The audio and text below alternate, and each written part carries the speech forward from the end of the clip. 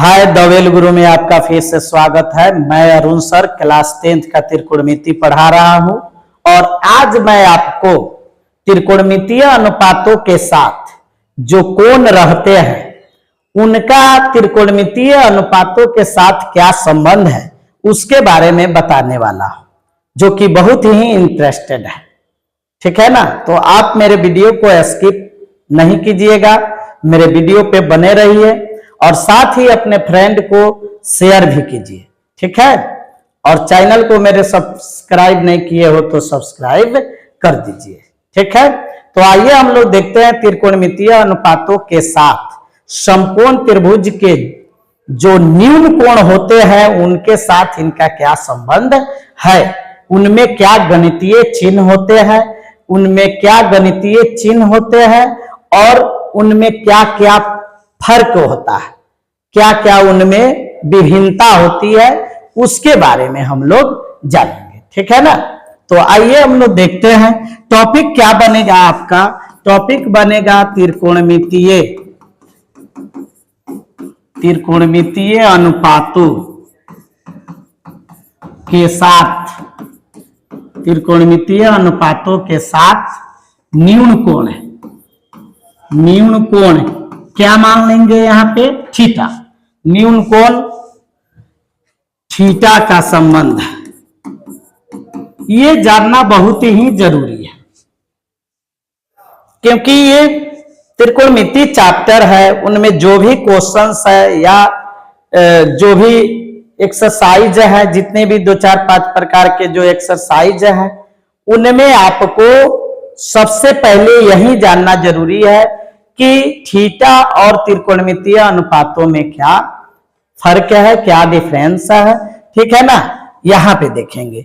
सबसे पहले हम जानते हैं, यहां पे देखिए, अगर साइन है, साइन थीटा शुरू से हम लोग पढ़ते आ रहे हैं इस चैप्टर में साइन थीटा। तो साइन थीटा जो है, तो थीटा तो यहां पे न्यून कोण है, समकोण त्रिभुज के जो न्यून कोण है उसी के सापेक्ष इनके अनुपात को निकाला जाता है। अगर साइन थीटा लगा है तो थीटा जो भी, थीटा का मान जो भी होगा उसी के हिसाब से, उसी के अनुसार साइन का जो साइन थीटा का अनुपात होगा उसको देखा जाता है। ठीक है ना, अब यहां पे हम लोग क्या लिखते हैं, यहां पे हम लोग लिखते हैं थीटा। तो थीटा ये क्या है, थीटा एक न्यून कोण है और हम लोग थीटा के जगह ए से लेके जेड तक, ए टू जेड तक जो लेटर होते हैं उसको हम लोग रख सकते हैं, वहां पे हम लोग रख सकते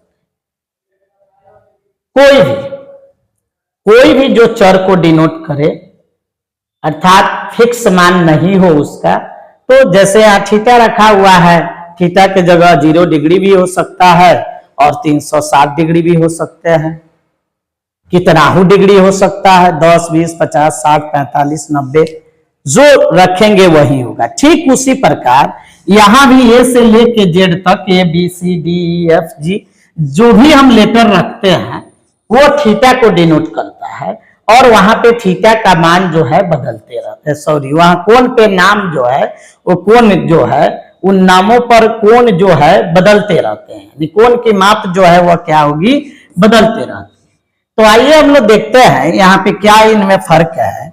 साइन थीटा हम लोग लिखते हैं, यहाँ पे मैंने थीटा ले लिया, बाकी जो चीज होना है या इसके जगह पे वो मैंने समझा दिया। कोस थीटा है, टैन थीटा है, कोसेक थीटा, सेक थीटा और कॉट थीटा है।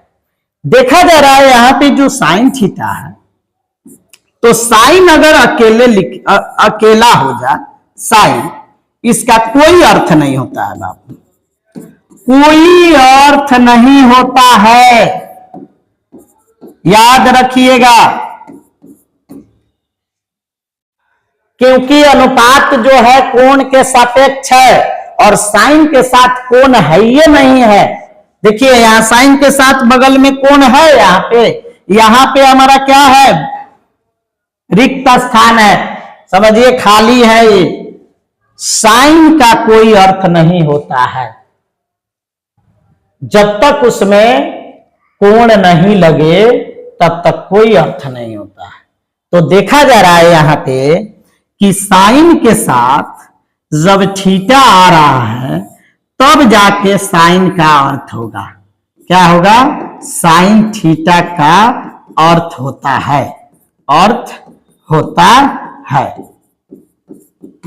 साइन का कोई अर्थ नहीं होता है, साइन का कोई अर्थ नहीं होता है, साइन थीटा का अर्थ होता है। अब यहां पे फर्क क्या है कि साइन अकेला है, इसका कोई अर्थ नहीं है। इसके बगल में जब थीटा आया तो आपके माइंड में यह आ रहा होगा कि साइन गुना क्या है? थीटा।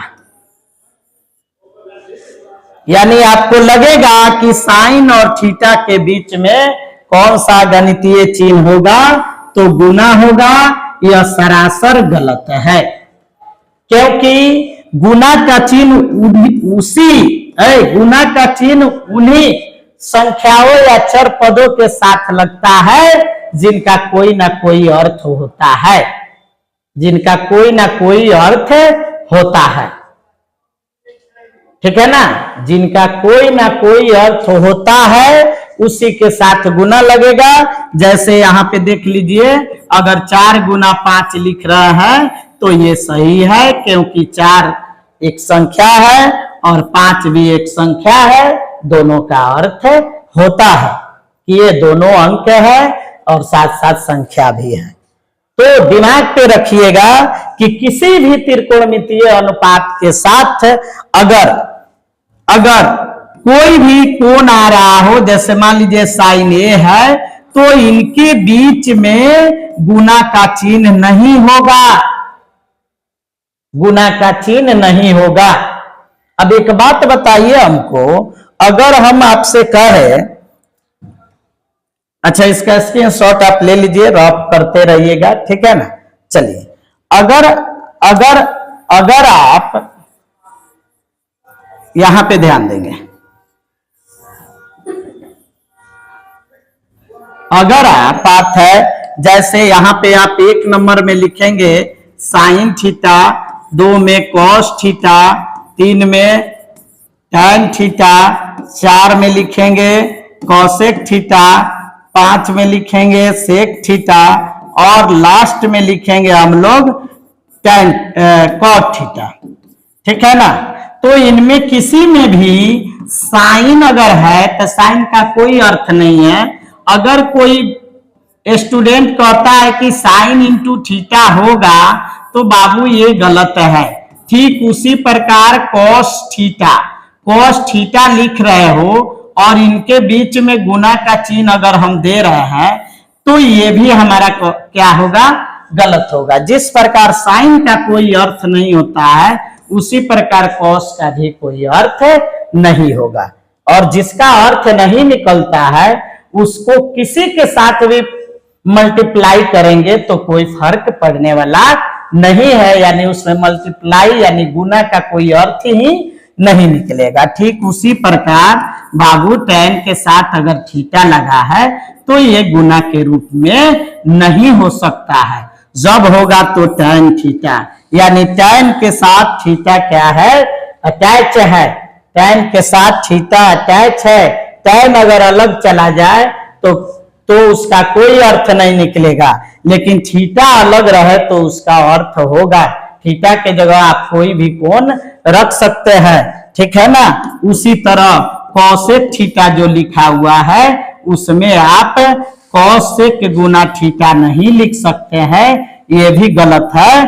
ठीक उसी तरह सेक गुना थीटा आप नहीं लिख सकते हैं, ये भी गलत है। उसी तरह कॉट इंटू थीटा आप नहीं लिख सकते हैं, ये भी गलत है। मैंने कहा था थीटा के जगह पर कोई भी लेटर जो है ए से जेड तक या कोई भी वेरिएबल्स जो होंगे, चर होंगे, उनको आप ले सकते हैं। ठीक है ना? तो इन बातों को आप ध्यान में रखिएगा कि साइन के साथ कोई भी न्यून कोण लगा रहेगा, न्यून कोण उसका मतलब यही है कि ये दोनों साथ साथ है। ठीक है ना? दोनों क्या क्या है? साथ साथ है। ठीक है? जिस प्रकार चंदन का भभूत लेके आप नहीं घूमते रह जाइएगा, उसका कोई मोल नहीं होगा। और उसी चंदन के जो चूर्ण है, भभूत चूर्ण, उसको पानी में मिला दीजिएगा, ठीक है ना, तो उसका महत्व बढ़ जाएगा, ठीक है ना, उसका महत्व बढ़ जाएगा। पानी के साथ मिलते ही उसका महत्व क्या हो गया, बढ़ गया। अलग था तो उसका कोई मोल नहीं था, ठीक है। तो उसी प्रकार है, कोई भी उदाहरण हो जिसमें दो आदमी मिलते हो और कोई अर्थ निकलता हो, ठीक है ना, तभी दोनों का वैल्यू रहता है। इसमें केवल त्रिकोणमितीय अनुपात जो है वह चंदन के भभूत जैसे हैं, इनका कोई वैल्यू अकेला नहीं है। लेकिन थीटा क्या है, पानी है, वह चंदन के साथ मिले या चाहे नहीं मिले, फिर भी उसका महत्व है, ठीक है ना, फिर भी पानी का महत्व है। ठीक ऐसे ही आप समझेंगे कि थीटा जब तक नहीं आएगा, कोई न्यून कोण जब तक त्रिकोणमितीय अनुपातों के साथ नहीं आएगा, तब तक त्रिकोणमितीय अनुपात जो है कहना ही गलत है। अर्थात साइन कॉस टैन से कॉसेक से कॉट, इनका कोई अर्थ नहीं है। किसके बिना, तो त्रिकोणमितीय जो कोणों के माप होते हैं उनके बिना, ठीक है ना। तो बिना न्यून कोण के साथ अटैच ही नहीं रहेंगे, तब तक इनका कोई अर्थ नहीं निकलेगा। याद रखिएगा बुआ, क्या याद रखेंगे कि त्रिकोणमितीय अनुपात और उनके बगल में जो कोण लगे हुए हैं उनके बीच कोई गणितीय चिन्ह नहीं होता है, ठीक है ना। बाकी बहुत सारी चीजें यहाँ पे आपको उदाहरण देकर मैंने बता दिया, ठीक है। इसका स्क्रीनशॉट ले लीजिए। फिर मिलते हैं अगले वीडियो में कोई नया टॉपिक लेकर, ठीक है। इसी तरह से आप पढ़ते रहिए और साथ साथ इसको शेयर, सब्सक्राइब और लाइक भी कीजिए। Okay, bye bye, thank you.